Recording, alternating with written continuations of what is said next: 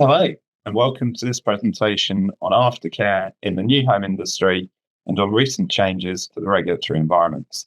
I'm James Bush, Managing Director at New Homes Customer Care, or NHCC for short, and I'm delighted to have the opportunity to speak this year at Show Home Live 2024. My background is that I spent more than 2 decades in the new home warranty sector, starting as a placement student all that time ago at the National House Building Council and ending up as part of their executive management team before a 5-year period as MD of the group that owns both the Premier Guarantee and LABC warranty brands in the UK. During that time, I was lucky enough to see some of the very best examples of custom care in the sector, but also, sadly, some of the very worst, which ultimately inspired the creation of NHCC. Launched as a brand new startup in 2018 as an organisation dedicated to helping home builders, housing associations, and build-to-rent specialists deliver excellent customer care. I've split the presentation today into 3 distinct parts. I'll give a brief overview of some of the recent changes in the regulatory environment, followed by an intro to the New Homes Quality Board and New Homes Ombudsman. But first, if you'll indulge me for a few minutes, I thought I should introduce New Homes Customer Care, NHCC, to give you some context as to why I've been asked to speak to you today. Here at NHCC, we're the UK's market-leading outsourced customer care provider to the new home sector, delivering consistent world-class customer satisfaction. NHCC is multi-award winning, already contracted to provide customer care on a portfolio of over 20,000 new homes in the UK. We're an investigation and repair specialist with the technical expertise to support any size of project across the UK, supported by our nationwide building repair network. NHCC is also the first dedicated customer care supplier accredited to the New Homes Quality Board. Right. Now let's get into the detail of what I'm here to talk to you about today. Starting in this first section with a brief overview of some of the most recent and significant changes to our regulatory environment. The Building Safety Act was instigated following the aftermath of the Grenfell Tower tragedy, and is arguably the biggest piece of legislation to change the construction sector as we know it. It became an Act of Parliament on the 28th of April 2022. The Act ensures that building safety is a top priority and addresses issues around lack of accountability. The Act came into full force in August 2023 with the main regime and new regulators, which I'll introduce you to now. The Act created 3 new bodies to provide effective oversight of the new regime. The Building Safety Regulator, BSR, which the Health and Safety Executive has been appointed as. They set the standards and set the framework for assessment against the standards. The National Regulator of Construction Products, NRCP, within the Office for Product Safety and Standards, they lead on market surveillance and enforcement. And the New Homes Ombudsman, NHO. This is the regulator for aftercare of new homes. So what has changed with the Act? Firstly, increased consumer protection for residents, homeowners, and qualifying leaseholders. There's greater responsibility and accountability for builders and building owners, and there have been updates to the building regulations. People can make or break your organisation's success with the Building Safety Act, and it's your responsibility to make sure that you have the right people on your side to ensure compliance. As I'll explain later on in this presentation, NHCC can assist you with that process. So what do I mean by increased consumer protection? Homeowners, residents, leaseholders no longer are the first port of call to pay for historical safety issues. Building owners are no longer legally able to charge for cladding removal or remediation costs. And interim measures such as waking watches are no longer chargeable either. Residents are responsible to raise building safety concerns and specifically to raise those to the Building Safety Regulator, the Health and Safety Executive, if no response. Increased accountability. The Building Safety Act amends the limitation period in which a potential claimant can bring a claim from 6 years from completion of a dwelling to either a 30-year limitation period for dwellings completed before the 28th of June 2022, or 15 years for dwellings completed after the 28th of June 2022. Duty holders are required to manage building safety risks, and accountable persons must demonstrate the necessary measures are in place. A failure to comply can now lead to criminal proceedings. Building owners and landlords must pay to fix their own buildings and not charge the occupant. The key here is to assign the role of covering the detailed specifications of the Building Safety Act to a named person. This may be in the form of a building safety manager or a responsible person to oversee the safety of your buildings. They will work to ensure that all compliance is covered so you can focus on the bigger picture and drive quality for your organisation. Building Safety Act has 3 key objectives. They are clear, proportionate framework for the design, construction and management of safer, higher quality homes. Ensure all construction products on the UK market are safe for their intended use. And ensure those responsible for contributing to the building safety crisis are in line for the costs to rectify those mistakes. With companies now setting aside tens of millions of pounds to ensure compliance with the Building Safety Act, good financial planning and management have never been more important. Ensuring you have sufficient resources allocated to cover changes you'll need to make to building practices, materials, manpower and staff will all need to be accounted for. And NHCC can act as an extension to your customer care team for a fraction of the cost of building your own building. Building Safety Act mandates a digital record for higher risk buildings that includes the golden thread of information. This is accessible to relevant parties and updated over the building's life cycle. You should understand the technology you will employ to achieve this crucial golden thread of information. Adopting a system that enables you to store a digital trail of information of everything that takes place in your projects is at the heart of this. This is arguably one of the most significant changes in the built environment in decades. High-risk buildings that are either at least 18 metres in height or at least 7 stories and contain a minimum of 2 residential units must have a designated accountable person.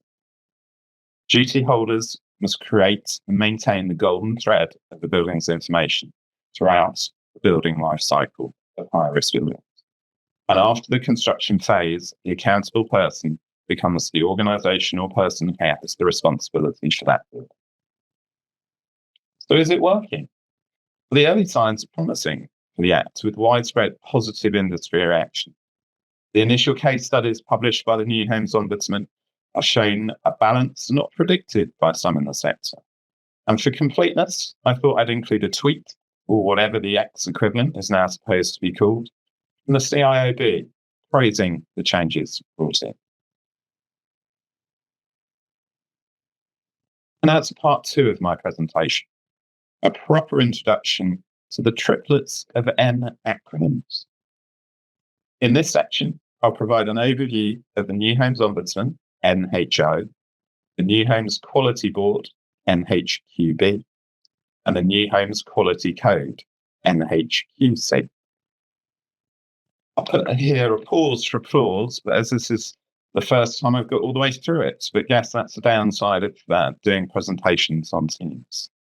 But because I like to go that little bit extra, I'm also going to throw in a 4th N acronym, and I'll add a bit more flavour about NHCC's experience to date. Firstly, the New Homes Quality Board, an independent, not-for-profit body with an essential role to play at the centre of the framework. It will appoint and oversee the performance of the independent New Homes Ombudsman Service. It will provide information to consumers and industry professionals alike. It will hold the register of developers for new build homes. The New Homes Quality Board collect an annual registration fee from developers to fund the new arrangements. They have the power to discipline and sanction poorly performing developers and report and publish details on industry performance. New Homes Ombudsman Service has been set up to assist consumers in resolving issues with their new home, which a developer has been unable or unwilling to fix. NHCC aims to be an organisation to resolve and eliminate those disputes before it needs to reach the New Homes Ombudsman. The current New Homes Ombudsman is Alison McDougall. The Ombudsman provides robust, independent redress for new build buyers who have issues with their new home or developer. The New Homes Ombudsman is delivered through two teams: the casework team, responsible for complaints eligibility, and the Ombudsman team, managed by a lead Ombudsman. The NHA, its decisions will be entirely independent of the New Homes Quality Board and of industry, will consider the evidence provided by the consumer and the developer to reach an adjudication.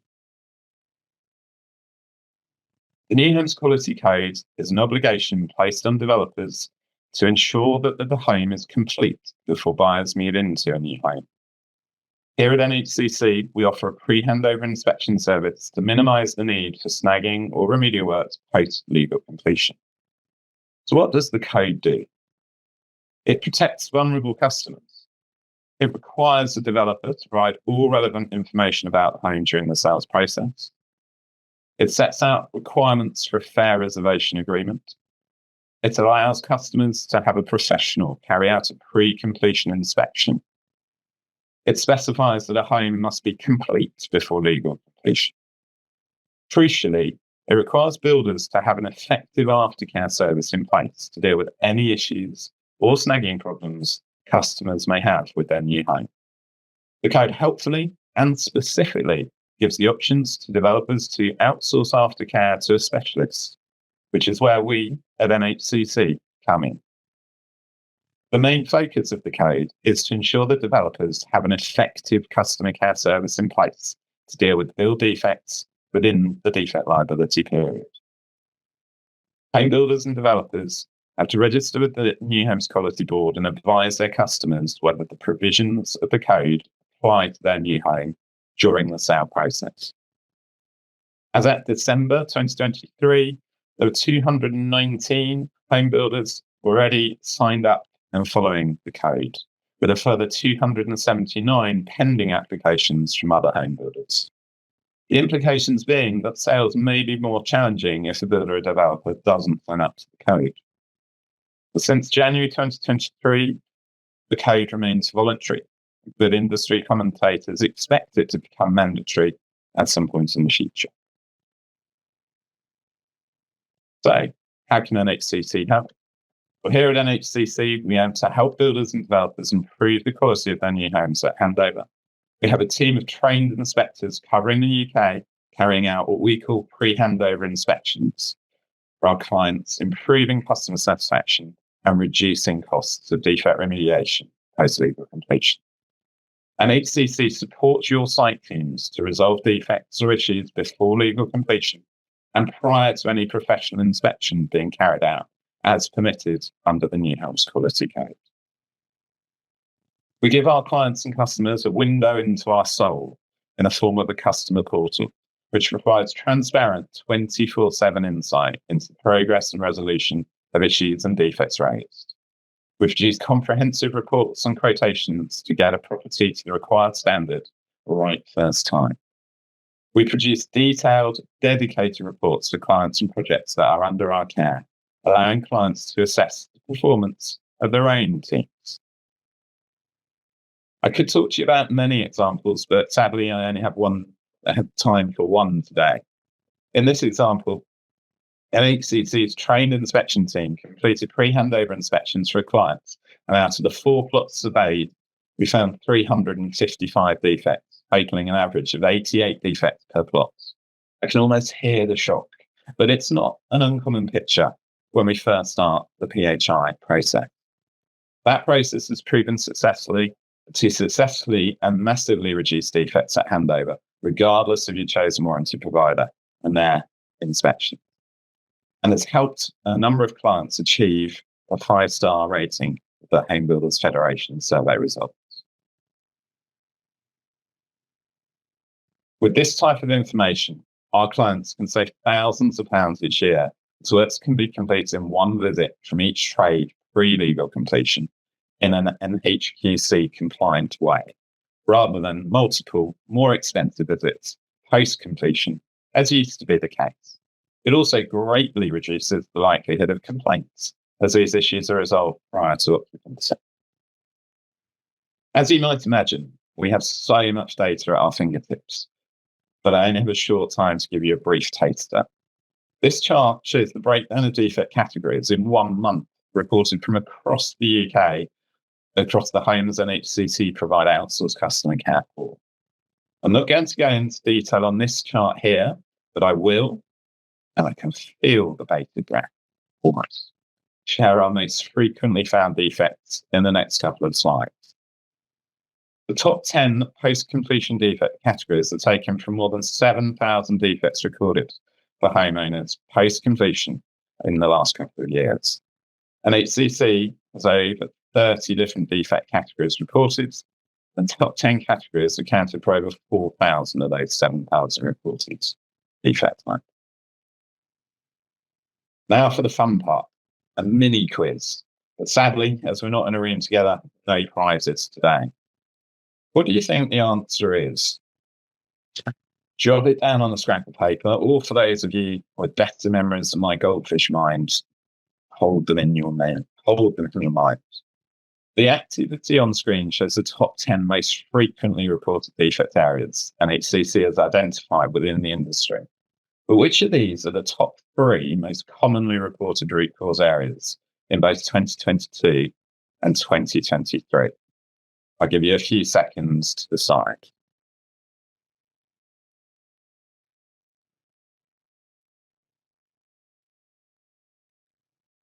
So the top 3 for 2022 were decoration in first, electrical in second, and carpentry in third.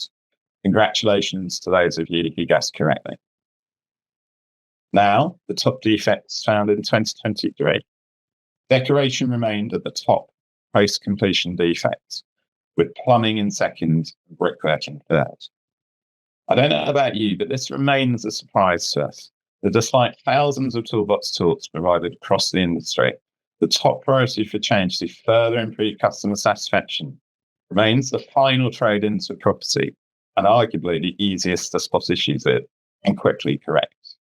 Is it any wonder that new home builder aftercare hasn't had the best reputation in recent years? We can all help to change this. And needless to say, our pre-handover inspection service and outsourced customer care can help mitigate all and any such issues. And now, because I know many of you love a photo to spot the defect, some more obvious than others, here we have some images taken across sites that NHCC has assisted with in 2023. Would you accept any of these in your new home? I certainly wouldn't, which is why NHCC is here to help.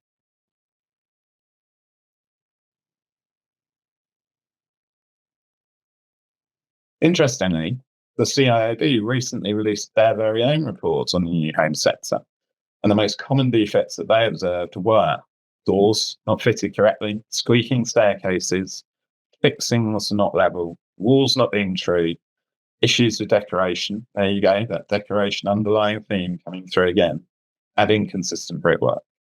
And again, looking at that list, relatively basic items, yeah, right. The less well-known snags found within the CIOB report are tile vents in the roof being incorrectly installed, spindles and handrails being unevenly spaced, warped doors, and trickle vents and windows not opening or closing properly. And yet again, none requiring a rocket scientist to get right. And now to my third, and you'll no doubt be delighted to hear, final part of my presentation today, but I believe a very important one to finish on. In the theme of improving quality and continuing to improve the aftercare reputation in the industry we know and love, some best practice tips. Delivering market-leading customer care in the new build sector requires a strategic and customer-centric approach. What it takes to excel in this area? Well, here are a few key insights. and some key service benefits NHCC provides to our clients. Firstly, clear communication, transparency. We communicate openly and honestly with customers. All our communication with customers is visible to all parties at all times by accessing the transparent customer portal I mentioned earlier. Updates. It's so important to provide regular updates on the progress of works and resolution of issues, including any potential delays, using all the communication channels available from email, phone, and online portals. Again, something that we do day in, day out. Quality construction.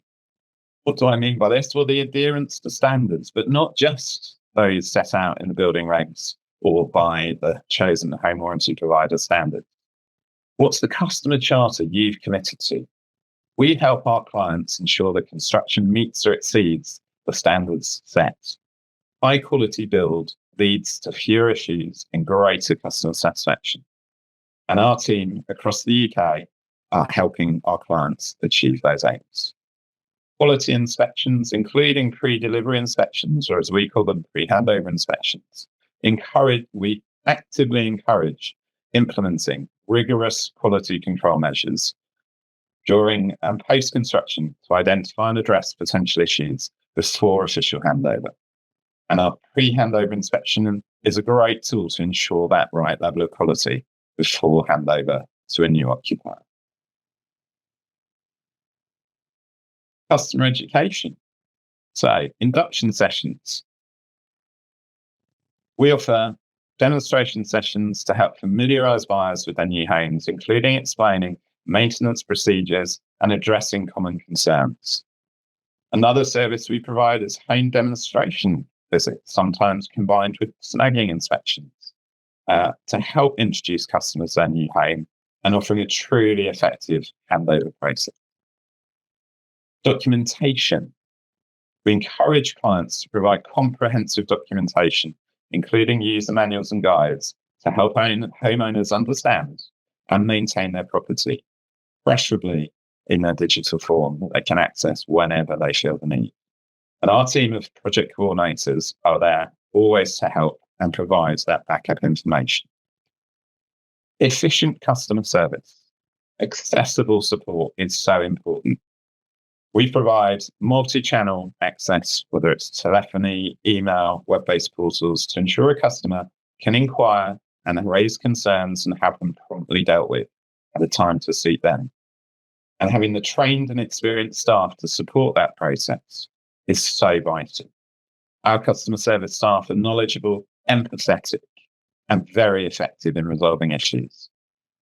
NHCC is also the first customer care specialist accredited by the New Home Quality Board and fully trained in helping developers adhere to and follow the New Homes Quality Code. Technology integration, digital platforms. Think about what you utilise to support your customer journey. We utilise digital platforms to customer interactions, making it easier for customers to access information, request services, and communicate. NHCC continually evolves our customer portal to optimize those interactions. And consistent on-site data capture. We've developed our own mobile app, but there are many others out there, to help ensure a consistent way of capturing data, photographs, video, and if appropriate, voice, to provide transparency and consistency of reporting from a home or a site. Okay, feedback mechanism. What feedback mechanisms do you promote? We implemented a systematic feedback collection process to understand our customer experiences and satisfaction. And across the thousands of completed jobs we've done to date in occupied properties, we've achieved a world-class Net Promoter Score on behalf of our clients. Continuous improvement. We use the customer feedback to continuously improve processes and service delivery by learning from any areas that complement or indeed complain. Compliance. We help our clients ensure compliance with all the relevant regulations, using the expertise of our project managers and surveyors. Ethical practices. We uphold ethical business practices, promoting trust and confidence among customers and clients alike. And then finally, community engagement. We absolutely love engaging with the community through events, newsletters, social media to build a positive brand image and foster a sense of belonging. We support our selected charities through regular events, as well as joining clients in their community support activities. On development Q&A sessions where issues do arise and affect multiple homes, we have actively promoted and supported a number of clients by attending and participating in such sessions to promote transparency, establish communication channels, and to keep customers fully informed and up to date. And then here are some useful links to complete some further reading in areas of interest. And if you'd like a further conversation about NHCC or indeed our services, please don't hesitate to contact me at the email address or any of our helpful team on the number provided. Thank you all for taking the time to attend this session. And I'd like to invite any questions on the topics discussed. Thank you very much.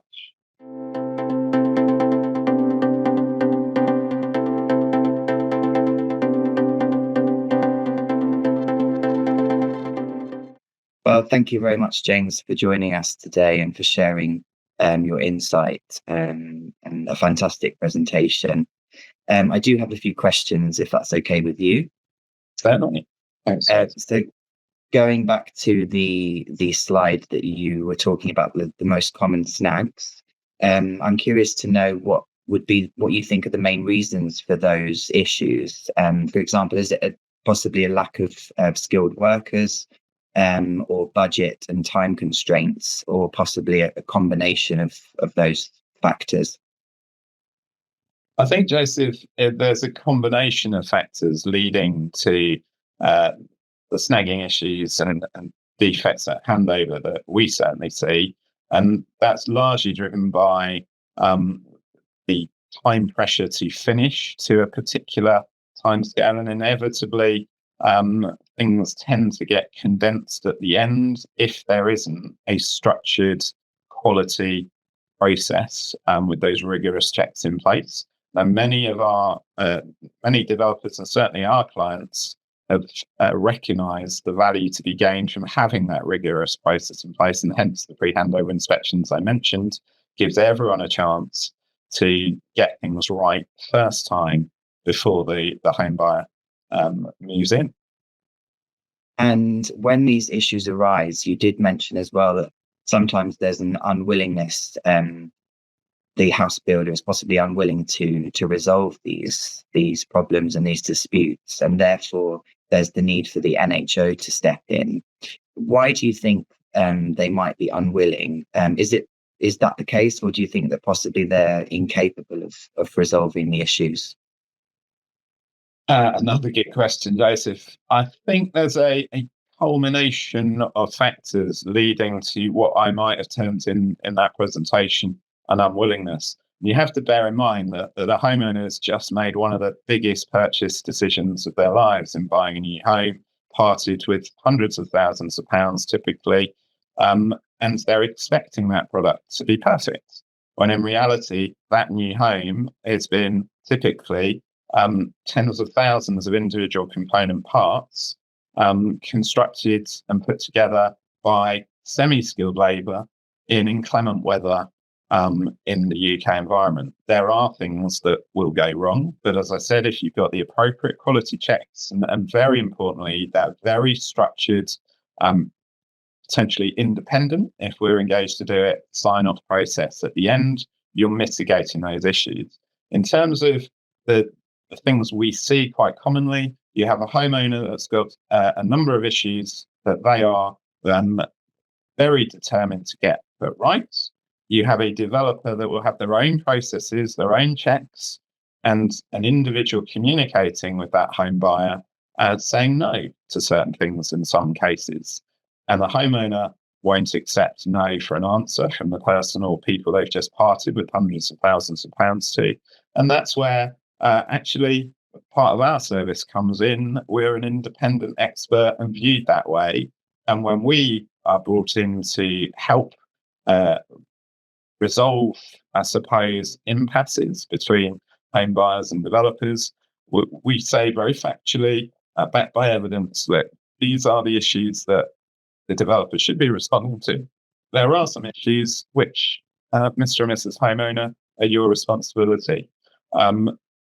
Having that independence, I think, from a consumer protection point of view, the New Homes Ombudsman being an ultimate arbiter of those decisions is a good avenue, a good independent expert avenue in the event an issue is that significant or a homeowner will not accept what they've been told to that point by the developer.